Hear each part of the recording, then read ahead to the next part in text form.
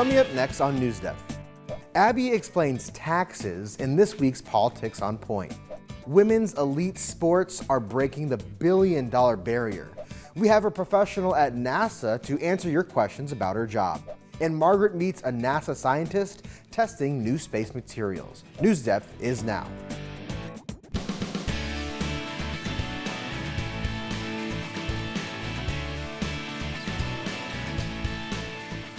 Tax season is here. Hello, everybody. I'm Gabriel Kramer. Thank you for joining us. Taxes are a fee or payment that people must give to the government. Taxes fund public services like roads, schools, and safety. Everyone, including individuals and companies, pay taxes. For individuals, taxes fall into three categories: sales taxes, property taxes, and income taxes. Taxes could be complicated, but lucky for us, Abbey has a new Politics on Point that helps us break it all down. It's tax season again. Most of you don't have to pay taxes yet, right? Taxes can be pretty confusing, even for someone like me who has been paying taxes for years. So, let's try to figure it out together.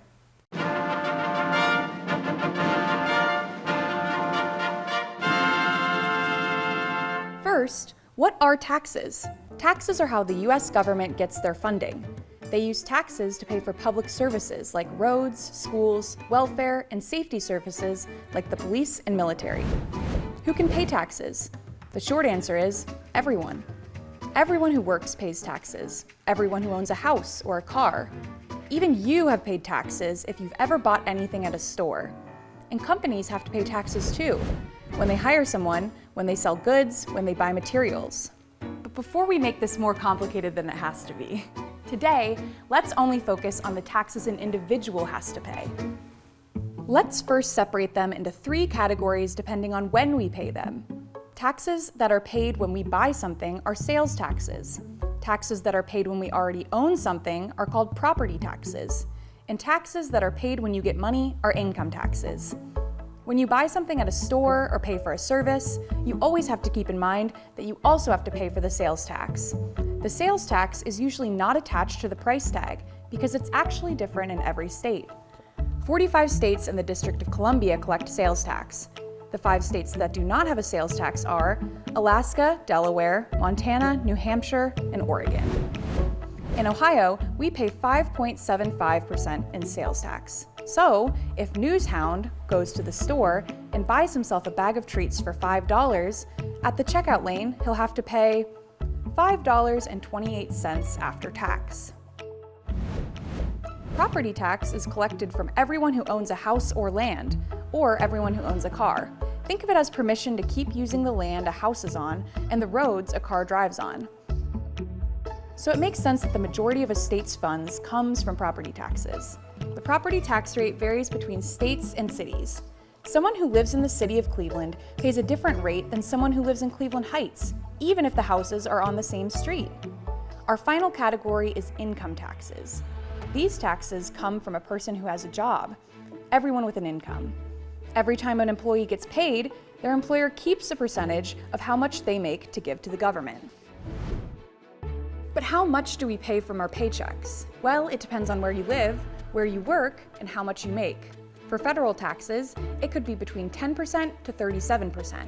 For state tax in Ohio, it could be between 2.8% to 4%. And if you live in the city of Cleveland, you pay 2.5%. Okay, let's try it ourselves with another example. Let's say Newscat lives and works in Cleveland at our local public media station, and she gets paid $1,000 a year. She would pay 10% of her income to the federal government, 2.8% to Ohio, and 2.5% to Cleveland. So, at the end, Newscat brings home $852.93. Okay, so that wasn't as complicated as I thought it would be. We all pay our share of taxes to make sure that the country we live in is being taken care of. Thank you, Abby. You're right, it's not actually that scary. The allocation of taxes is determined by government bodies, including elected officials and legislative bodies such as Congress. Allocation is the process of distributing resources, but sometimes voters don't agree with how the tax revenue is allocated. Voters in Jackson County, Missouri, by a wide margin, rejected a 40-year extension of a sales tax. The extension would have helped fund a new downtown stadium for baseball's Kansas City Royals. It would have also helped maintain and repair Arrowhead Stadium, the home of the Super Bowl champion Kansas City Chiefs. But as Dennis Evans reports, there still might be a way for a new proposal to emerge. This is the first offer. Let's see what else they can come up with. It's an attitude shared by many in Jackson County, including Mayor Quentin Lucas. This has been the topic that's centered everything for a while. Is happy to have an answer. I think the voters gave us an answer. And the answer from the voters was, you need to go back and do more work. There is also a need for information. The Royals' late switch from the East Village to the Crossroads was a major concern and a red flag. But despite the opposition to the Crossroads, many are still open to the talk of a downtown ballpark, but only on the right terms. The Royals can now go back to the drawing board. They can come back to the community with a plan in a different location that doesn't devastate a neighborhood. There is a long road to getting this tax put back on the ballot and lots of questions that need to be answered. Satisfying those who want more information is the only way that's going to happen. I think this is a moment that gives us that opportunity, us in government, those at the teams, to really answer those questions for that middle group. And I think that's how you get to a yes, and I think that's how those teams end up remaining here for the long term. Thank you, Dennis. And that brings us to our poll for the week. Should taxpayers pay for stadiums? Jump over to our poll page to vote. You can choose between yes, the stadium is for the city, or no, the team should pay for it. And come back next week to check out the results of the poll. But for now, let's talk about March Madness.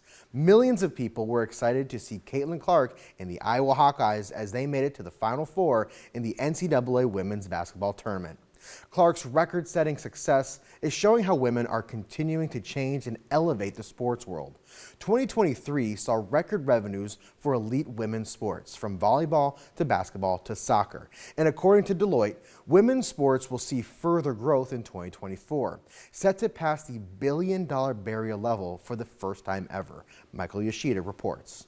She's one of the biggest names in sports. Caitlin Clark's record-setting success on the court and beyond, showcasing how women are continuing to take the sports world to new heights. This isn't a coincidence. Danette Layton is the CEO of the Women's Sports Foundation. Barrier breaker Billie Jean King started the organization 50 years ago, 2 years after the passing of Title IX. You're starting to see this transformation finally, but it takes time. It takes time to change gender norms. It takes time for those to understand that we've deserved this for a long time. In 2023, football stadiums were filled, setting attendance records for women's volleyball and basketball. The Women's World Cup also set new highs for attendance and prize money. And now in 2024, Deloitte predicts revenue generated by women's elite sports will surpass $1 billion for the first time, a total that's up at least 300% from just 3 years ago. In 2021, we'd be having a conversation like the biggest secret in sports right now is women's sports. That's not the case anymore. Still, gaps between women and men's sports remain, from resources and pay to coaching and leadership opportunities, and keeping girls involved in youth sports. It's not a nice to have, it's a must have for women because those skill sets are lifelong. And I think we're just getting started. I think we're barely putting our toe in the water as it relates to the potential of women's sports. Thank you, Michael. And a big congratulations to the University of Iowa senior guard, Caitlin Clark, after a record-breaking season. Last week in Cleveland, Clark was named the 2024 Jersey Mike's Naismith National Player of the Year for the second year in a row. I think it's been a special year for women's basketball, so to win this award is really special. But to be back here playing with my team, I couldn't script it any better. I know some of them are here somewhere back there. I'm not really sure. Oh, right there. Thank you for being here. I love you guys. This is just as much yours as it is mine. Clark is also the only player in NCAA men's or women's basketball history to lead her conference in scoring and assists in 4 consecutive seasons. For our Right to Wish this week, we want you to imagine that your class wins a special award, maybe winning Classroom of the Year, and we want you to write an award acceptance speech for your entire class. You can use our inbox form online to tell us why your class was the best class this year. Now, one of the great things about all of our NewsDepth viewers is how you all go to great lengths to make sure that everyone feels welcome no matter their beliefs, race, or disabilities. It really makes me proud knowing that you all tune in week after week. This week's A+ award goes to Mrs. Elena Scotton's students at Cuyahoga Heights Middle School and high schools for taking inclusion to soaring new heights. World Inclusion Day is celebrated during the first week of March every year. It's a time when advocates for people with intellectual and developmental disabilities join together to spread the word about the importance of including all people in schools and communities.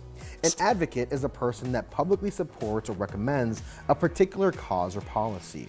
Mrs. Scotton's class planned a full day of activities to recognize the importance of inclusion for all of the students and teachers at Cuyahoga Heights Middle and High Schools. Talk about some motivated Red Wolves. The day started with elementary, middle, and high school teachers standing outside of the school and cheering for students as they entered the building. The teachers were all wearing specially designed shirts that said, "To the Heights of Inclusion." Once the students were in the school, the Red Wolves cheerleaders made a large banner that all students could sign, making a pledge to be inclusive to their classmates. Inclusive means to include all groups and people. The students were also given inspirational stickers. But that isn't all. Mrs. Scotton's students also worked with the video production students to produce a video featuring staff members sharing how they helped their students reach new heights. All of the students got to watch the video in the high school's auditorium. The day ended with all of the students and staff in the middle and high schools taking a group photo in the school's football stadium. Superintendent Evans said that the community is excited to join together to show our support and celebrate World Inclusion Day and look forward to continuing what we do best, helping all students reach new heights. This week's A+ award goes to Mrs. Scotton's class for advocating for inclusive communities. Keep up the great work. Now let's head back to the news. On March 26th, a container ship hit the Francis Scott Key Bridge, causing it to collapse in the Patapsco River in Baltimore. The collapse blocked most shipping to and from the Port of Baltimore. The port is a critical hub for cargo in and out of the United States. The economic impact of the waterway's closure has been estimated at $15 million per day and thousands of jobs. Tommy Clark tells us more about the far-reaching impact of the closure. 15,000 jobs depend directly on the Port of Baltimore, with more than 100,000 other jobs linked to it. Scott Cowan represents a couple thousand of those workers. So this being blocked is, would you say it's worst case scenario? Oh, it's catastrophic for us. The port handles billions of dollars worth of foreign cargo each year. That includes more cars and trucks than any other U.S. port. It also manages heavy farm machinery, imported sugar, and coal exports. The extent of the impact hinges on how long the channel is closed. There is quite a few ships that are stuck in the harbor. There's a bunch of them down at the anchorage, and some ships have been diverted to other ports. Meantime, several cruise lines have to reroute operations out of Baltimore. It was so surreal. And, I watched in horror, like I'm sure everyone else did. The Carnival legend left on Sunday, set to return in 1 week. Carnival now temporarily moving operations to Norfolk. AAA manager and former police officer Regina Ali is on board. We know that the cruising industry will be impacted out of Baltimore. It's significant. If the channel isn't cleared by the end of next week, Cowan says things could take a turn for the worse. The whole state of Maryland's economy is hinged on the Port of Baltimore. Thank you, Tommy. Maryland is rushing to clean up the wreckage of the Baltimore Bridge. The federal government announced last week it was giving the state $60 million to cover the first steps of the cleanup. Cleanup efforts include the largest crane on the East Coast that can lift up to 1,000 tons, and a team of divers trying to clear out the debris underwater. A video released by the U.S. Coast Guard shows just how challenging the work is on the Patapsco River. Mike Helgren has the latest from officials in Baltimore. Rough weather is again hampering salvage and recovery efforts at the site of the Key Bridge collapse. New video shows the difficulty for divers working in dangerously low visibility. Just a couple inches beyond my fingertips. All right, so you can't get to the bottom. They have to be guided by detailed verbal instructions and direction from operators and vessels up at the surface. And what those divers are doing is they're trying to feel those connections. The sonar, the imagery can show you where things are and how they're laying, but it's really important for us to know how these are connected, if they're connected at all. What we are seeing here under the water, where you're now having debris and wreckage that is sitting inside of a channel, inside the Patapsco River, much of it collapsed and pancaked with a 50-foot depth, is absolutely staggering. 8 commercial vessels have been able to pass through the 2 alternate channels, bypassing the wreckage. Water testing shows no contaminants, including fuel, in the Patapsco, and crews are staging to remove the containers on the dolly, but they must wait for the weather to clear. We need to lift those undamaged containers off to give us space to safely operate, to begin to plan to remove portions of the bridge that are also now embedded into the ship. Baltimore city leaders authorized $1 million for workers impacted by the tragedy to supplement their incomes while the port remains closed. This money is just an initial move. It is not nearly enough to cover all the businesses or the workers who will be impacted. Thank you, Mike. Last episode, we talked all about space, and we wanted you to send in your questions for a NASA professional for our career call-out segment. We'll soon be hearing from Emily Bellovich, an electrical and computer engineer at the NASA Glenn Research Center. NASA is trying to advance electric and hybrid electric aircraft, and Emily's work involves developing algorithms to increase the efficiency of those motors on those aircrafts. An electrical and computer engineer is a professional who specializes in the design, development, testing, and implementation of electrical and computer systems, components, and technologies. The field combines principles of electrical engineering with aspects of computer science to create innovative solutions for a wide range of applications. Engineers have to be good at math and science. They have to be creative and have good problem-solving skills. Engineering jobs at NASA require a bachelor's degree and sometimes a master's degree. The average salary for a NASA engineer is about $115,000 per year. Now let's turn it to Emily Bellovich. She is here to answer some of your questions about her job.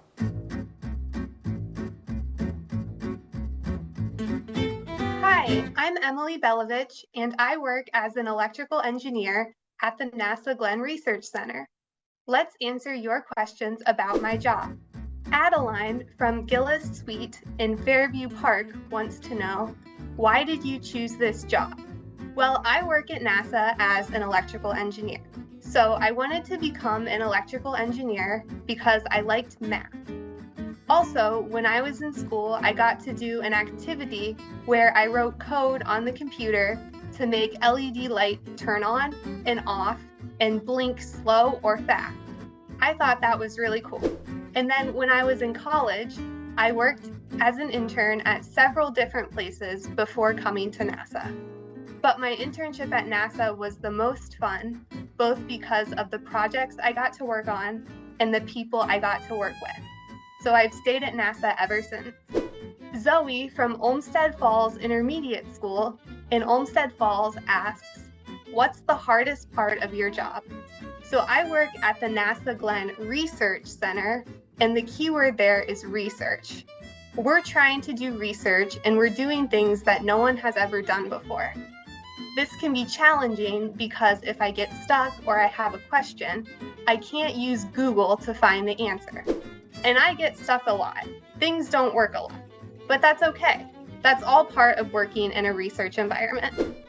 Corin from Sherwood Elementary School in Cincinnati asks, I would like to ask, what part of your job is your favorite and why?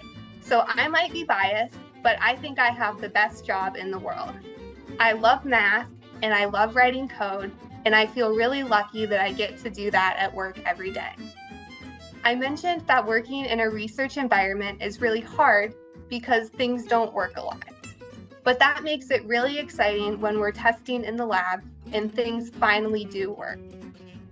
And I also work with an amazing team of really smart and hardworking people who are always there to support me and help me when I get stuck.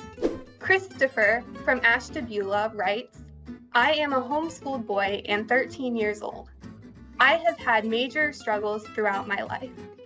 My question is, what struggles did you have to overcome, and how hard was it to do these things? For me, I would say that I struggled during engineering school.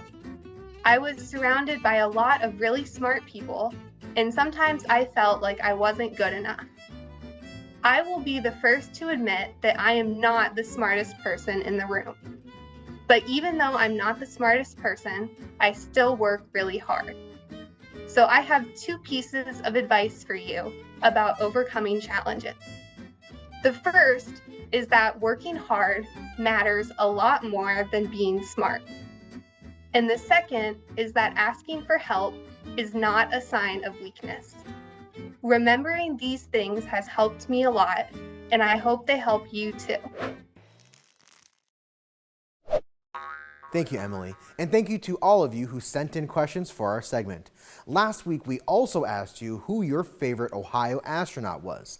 65% of you said your favorite astronaut was Neil Armstrong from Wapakoneta, Ohio. And about 11% of you voted for Judy Resnick from Akron, who was also an electrical engineer. 9% of you said you like Sunita Williams from Euclid. Another 9% of you said your favorite astronaut was someone else. And 6% of you voted for John Glenn, whom the NASA Glenn Research Center is named after. Of course, it takes more than just astronauts to make it to the moon or Mars or anywhere else in space. It takes a whole team of scientists and engineers. In this week's Spot on Science, Margaret meets one woman on the NASA team who's making it happen. Margaret?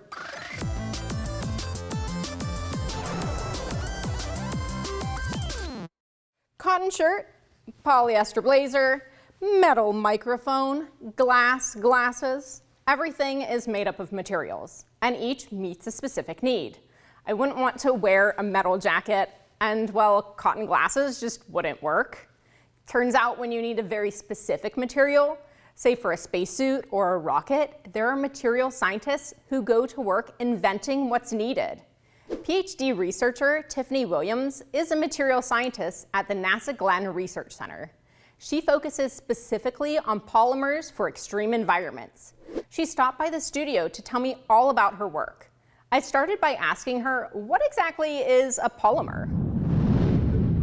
Think of a polymer as a macromolecule. So you have small molecules. An example of that is salt, like sodium chloride or water, H2O. But a polymer is actually a macromolecule. And so on an atomic level, think of a pot of cooked spaghetti noodles, just lots of entanglements. And so similar to how spaghetti noodles are prepared, if they're undercooked, they would tend to be a little stiffer, or if they're overcooked, they could be very fragile and soft.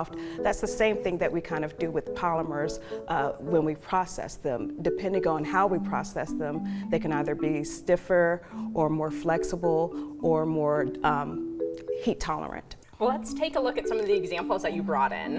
Right, so the first demonstration that I wanted to show is the difference between the mass. Both of those materials have a similar strength, but the polymer matrix composite is about 70 to 80% lighter.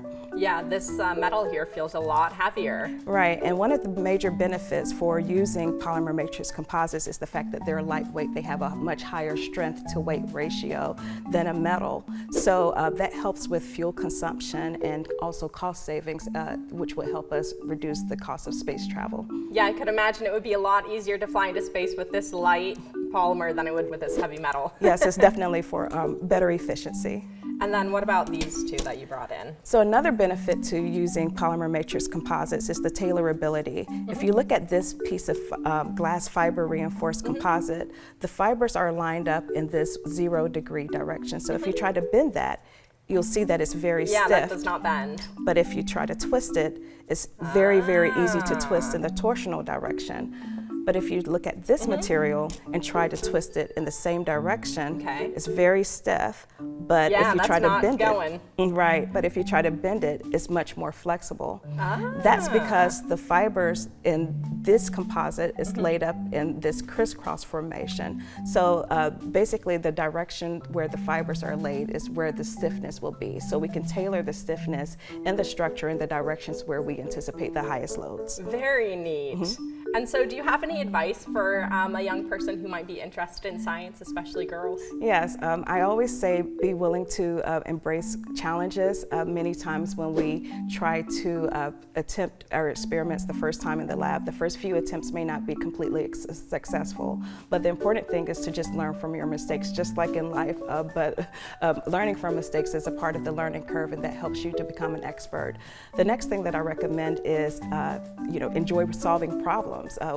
And being curious, asking lots of questions, finding out why things or how things work the way they do.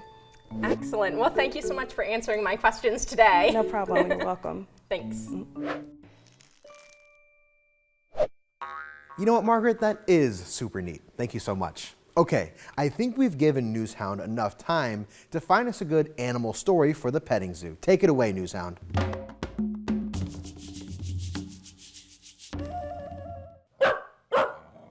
Hey there, Newshound.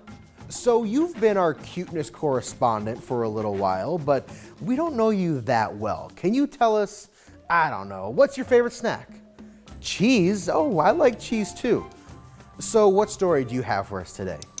Whoa, a story about a parrot that got stuck high up in a tree, but luckily his human had his favorite snack to help catch him. Doritos. To learn more about that hungry bird, click the Petting Zoo button on our website. Thanks as always, Newshound. Well, that's all the time we have for today, but you can keep the conversation going, and there are plenty of ways for you to stay in touch with us. You can write to us. We're at 1375 Euclid Avenue, Cleveland, Ohio. Our zip code here is 44115. You can email us at newsdepth@ideastream.org. Plus, you can catch all of our special segments on YouTube.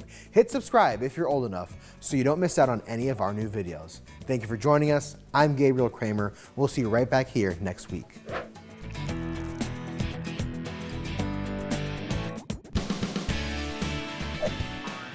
NewsDepth is made possible by a grant from the Martha Holden Jennings Foundation. Career callouts featured in NewsDepth are funded by the Ohio Broadcast Media Commission.